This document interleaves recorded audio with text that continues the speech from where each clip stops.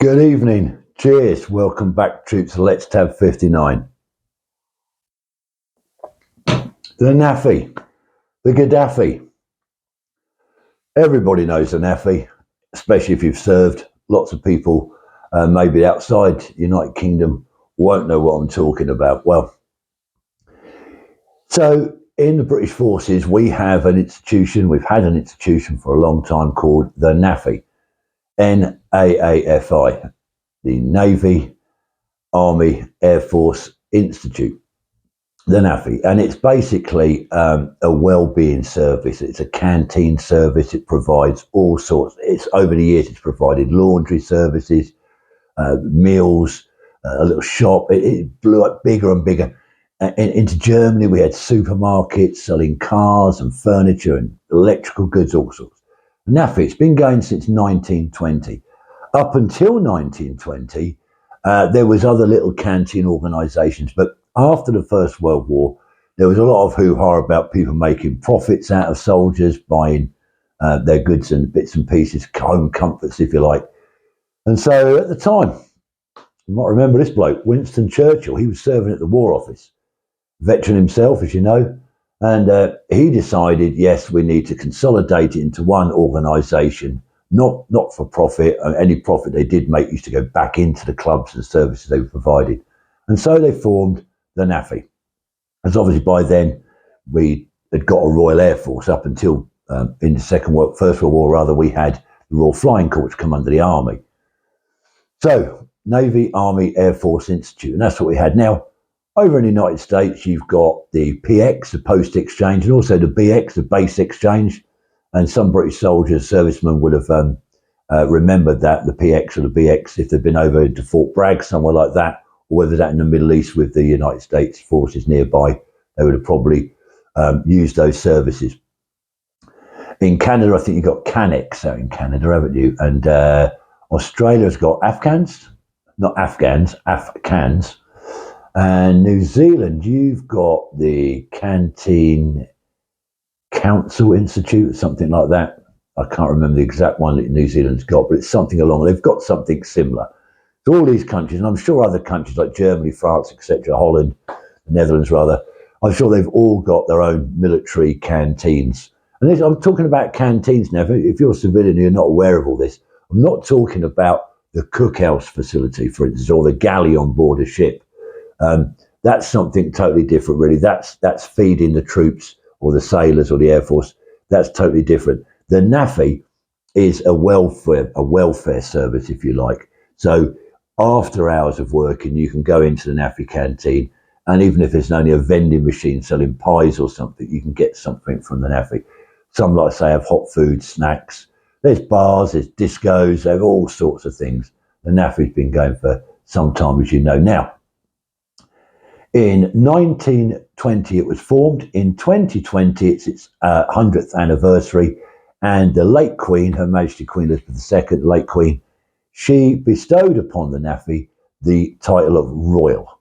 They became the Royal Navy, Air Force, Army Air Force Institute, the Royal NAFFI. And it's still going today, although a lot of it has diminished out in Germany, obviously because of the drawback, the pullback from Germany for British troops.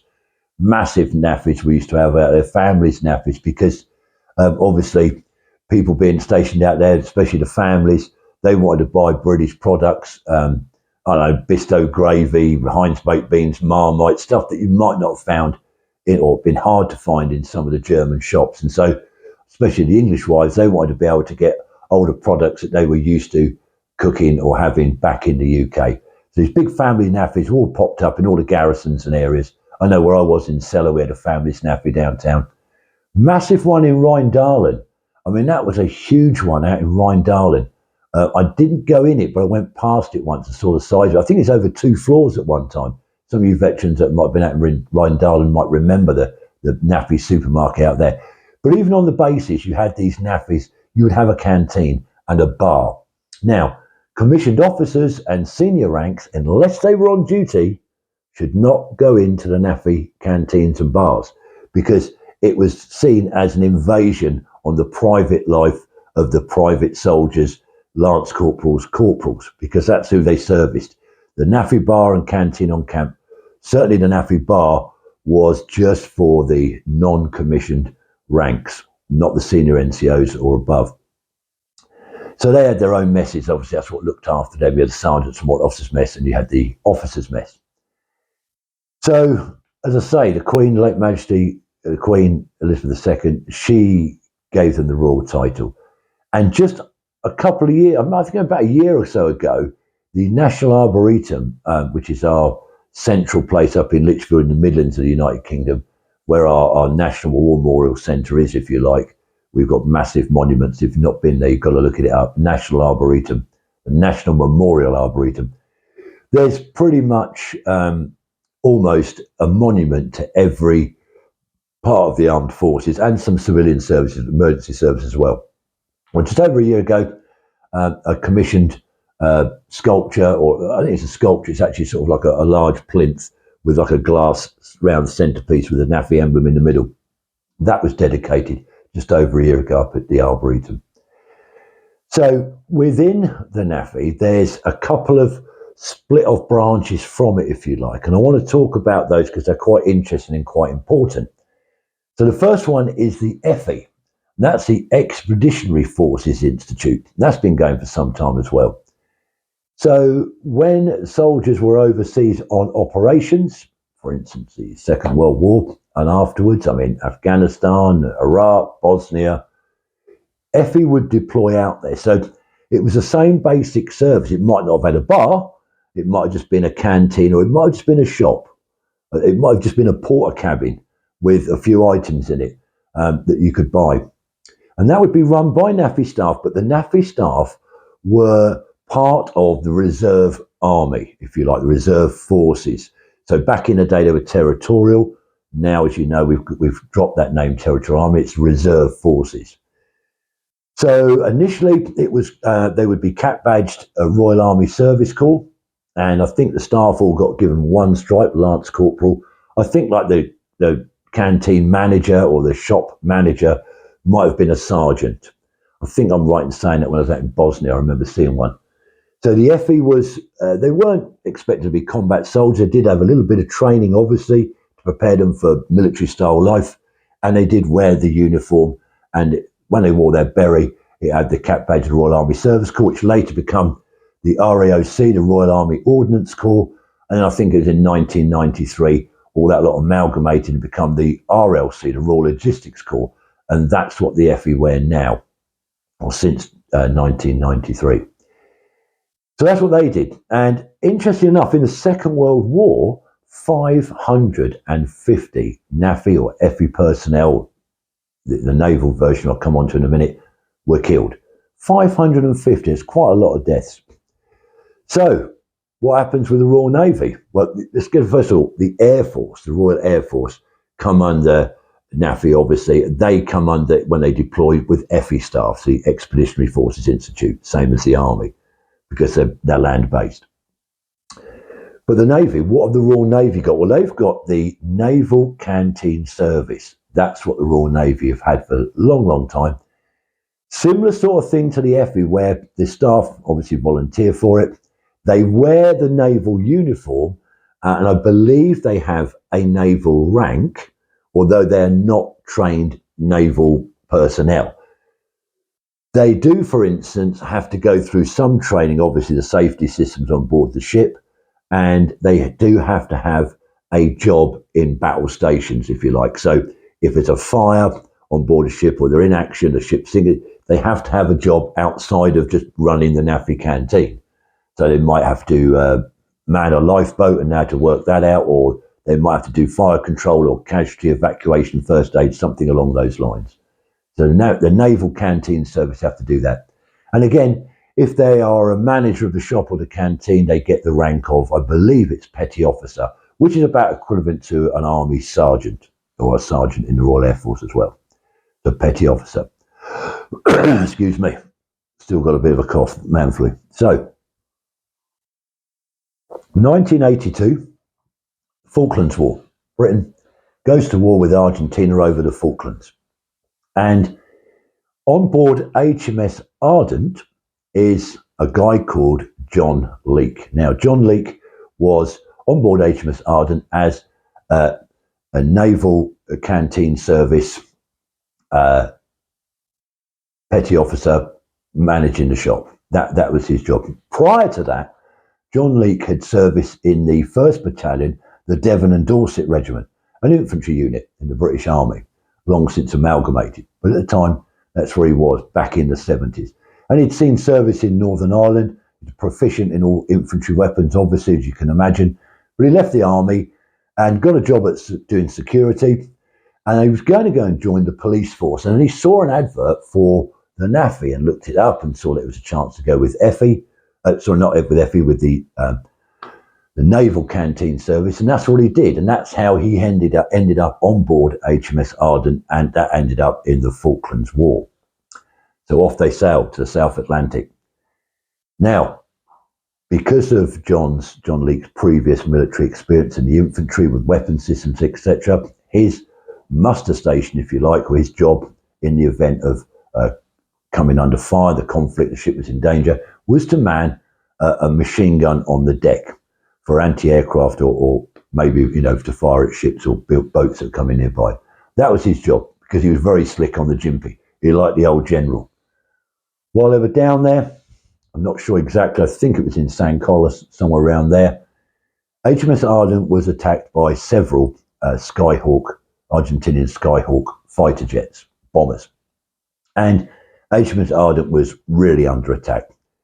John Leake mans his machine gun and starts to engage the aircraft. In fact, HMS Ardent, she eventually sunk. HMS Ardent was hit with 17 bombs or missiles, or both, a mixture of both. 17 hits, either bombs or missiles were hitting it. John Leake, under fire from these Skyhawks, they're coming in, they're firing their cannons too up the deck. He managed to down one. He punctured the fuel tanks on a Skyhawk and it was brought down. And he survived that. And for that, he was awarded the Distinguished Service Medal. Quite a high award. And remember, although, yes, he'd been sort of put into the Royal Navy, he still was essentially a civilian, if you like, sort of accosted in. But there he was, a NAFFI manager, if you like. The NAFFI manager on HMS Ardent taking out a Skyhawk on the deck.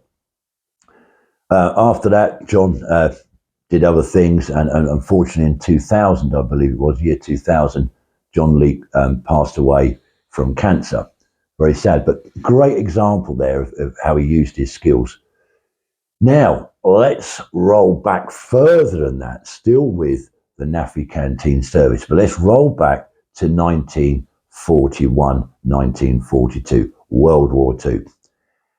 HMS Petard, a destroyer, and joining that was another naval canteen service person, and that was Tommy Brown. Now, Tommy Brown was about 15, maybe even 14, 15 when he joined the ship. He lied about his age and got into the naval canteen service. And he's on board HMS Petard out at sea. And they're up on the coast of, I think actually by now he might have been 15 or 16 at this time. I think he was 16 when this event happened. So he's 16 years old, still underage because the minimum age to be part of that naval canteen service was 17. So he lied about his age. They didn't know, or supposedly didn't know. He's on board the ship and they're off the coast of Egypt and they're hunting submarines. The wolf packs, the U-boats, the German U-boats been causing havoc. And at the time, it was known that all these U-boats in the Wolfpack were using the Enigma code, the Enigma machine. All their messages were coded through their Enigma machines with the drums changing the key settings, etc. They would put that into Morse code and send it out. The guy at the other end's got the Enigma machine with the same drum settings, the same code books. He knew what they're on about. We were scuppered. But we started to break the codes and we knew what was what. We knew what was going on, but we needed more information. So they were all instructed that if you come across a U-boat and you can manage to capture it, get on board of it, get anything to do with Enigma, it's utmost importance, critical to the war effort. 1942. So that's what happened. They're out there, the HMS Petard is out there with other ships, and they locate a German U-boat, U-559. Quite if you look it up, U-559 was quite an important U-boat, if you like. It's quite well documented in history. The captain of the U-boat always painted a white donkey on the conning tower of his U-boat, and that's how they distinguished which one it was as well, apart from U-559 being stenciled down the side of it. But apparently that sort of indicated who this guy was. So they locate this U-boat and they're depth charging it, etc., and it starts to take on water. It's struggling. It has to come to the surface. It comes to the surface. It gets engaged by some of the deck guns of the destroyers, including HMS Petard, and it's disabled. Now, the crew on board decided, the captains decided, abandon boat. We've got to get off of this badger. It's going down. So, on board, apparently, there's these levers, and you're supposed to pull these pins out these levers and pull them, and that floods the ship, the U-boat, and it will sink because they knew the Enigma was on board. And they didn't want that to fall into enemy hands. In the panic to get off, because the U-boat was taking on water anyway, they pulled or flicked the levers, but they hadn't pulled the pins out. So that wasn't working. She was sinking due to the damage from the other vessels, including HMS Petard. So she starts to sink. The crew's jumping off. Somebody jumps in a little whaler, a little boat, a little sort of lifeboat, if you like, off the side of HMS Petard to go across and try and capture some of this Enigma stuff. The young sub-lieutenant of 24, 25 years old, another able seaman, and they grab Tommy Brown, the NAFFI guy, the naval canteen service. He's an assistant canteen bloke, he just works in the shop or whatever. They've grabbed him and all. And they all jump in this little boat, get across to the U-boat, which is very close by.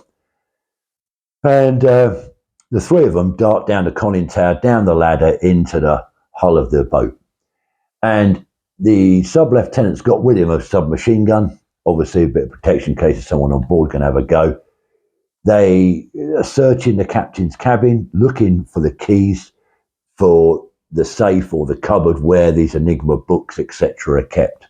Now, the Enigma machine at the signals desk, the Enigma machine itself was bolted down. So there's no way, they'd never had time to unbolt that and take the actual machine. They needed these documents. Now, the documents themselves, these code books, they were all sorts of different ledgers, quite a comprehensive amount of these coding books, were all printed in dissolvable ink, which designed to dissolve in salt water. And what should have happened, the U-boat crew should have had a large bucket or buckets of seawater or salt water on board. And as soon as they knew they were going to cop it, they're supposed to stick the books in that, dissolve the ink. Job's a good one. Robert's your mother's brother. They didn't do it. They all banned the ship. They're off. They're gone. So the officer, the sub-lieutenant's down there with his little machine gun and his two oppos, Tommy and this other lad. They start smashing open cupboard doors. And I think in the cabin of the U-boat commander's cabin, behind the door was some keys, which the sub-lieutenant grabbed, and they started to open up drawers, etc., and pull out all this Enigma rigmarole, all this detail. They needed it. They're pulling it out and they're passing it to Tommy and getting Tommy to take it back up the conning tower and handing it over to the crew that are in the whaling boat next door to Mordaunt. So he's passing all these books out to them, going back down, getting more, bringing out 3 times, I believe. And of course, all the time, the U-boat is slowly sinking. The water inside the U-boat is coming up.